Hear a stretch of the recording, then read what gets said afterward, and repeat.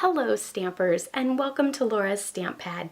Today I have a quick tip to share with you using a detailed stamp.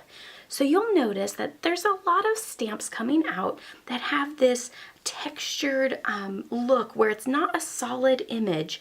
It actually has texture and lighter and darker spots to really portray an image or to give it a rustic look or just to give that image a little bit of texture. Some of these stamps can be a little bit frustrating as you don't feel like the image comes out super strong. So I want to show you some ways to make sure you get that nice crisp image showing all the detail and all of those layers. So this is the Lasting Lily stamp set. This is one of the Sale-A-Bration stamp sets that you can earn for free with a $100 order. So here I am inking it up in the Grapefruit Grove ink pad, and then when I go to stamp it, then you have this look. So I will say that to ensure that this worked really well, I went ahead and I re-inked it. So you'll notice it's very splotchy. So let's just stamp a few of these just because of that splotchiness. But again, you'll also notice that your image is not coming out with that detail of that center part of the flower coming up, as well as that cool little overlap down there. So let's stamp just a few more, and then I'll show you how to achieve that perfect look with the stamp.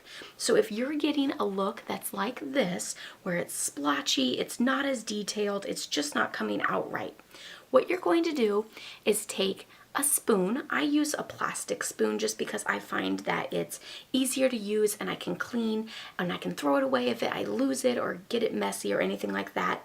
When I saw this shown, they actually used a bone folder, and I just can't do that because I don't want to stain my bone folder.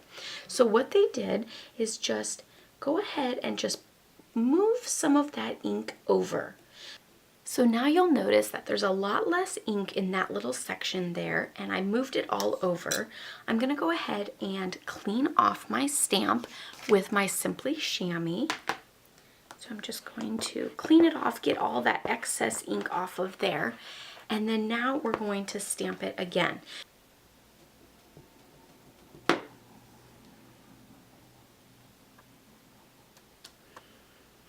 And there you have a more detailed look with your image. So you'll notice that you can see that center part of that flower coming up. You can also see that overlap. I do still have a little bit of ink splotches there. So let's move over just a little bit more. Of course, each ink pad is going to be different. Some of them you might not need to do this for. Some of them you might need to do a little bit more than others. So it just kind of depends. But if that's what look you're getting, then just see, now that one is perfect. Where it's got that fabulous little overlap. You can see the center of the flower coming up. So sometimes you just need a little bit less of a juicy ink pad to be able to achieve that look. Super fabulous. See all that detail there?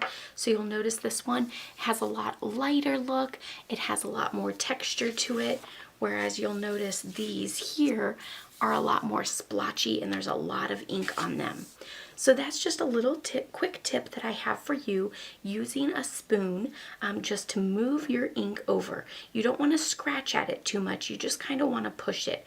And you'll notice that the ink pad changes color in that spot that you're moving the ink over. So just a little quick tip sharing how to get that textured look with your stamp. So there's the good ones there after we have already done it. So I hope you guys enjoyed this little tip, and it comes in handy for you to get that nice, crisp, fabulous image whenever you're stamping. Don't forget to check out my blog, laurastamppad.com, so that you can see other fabulous tips and tricks as well as paper crafting ideas. Give this video a thumbs up if you liked it. Be sure to subscribe if you're new, and I'll see you guys all next time. Happy stamping! Bye-bye!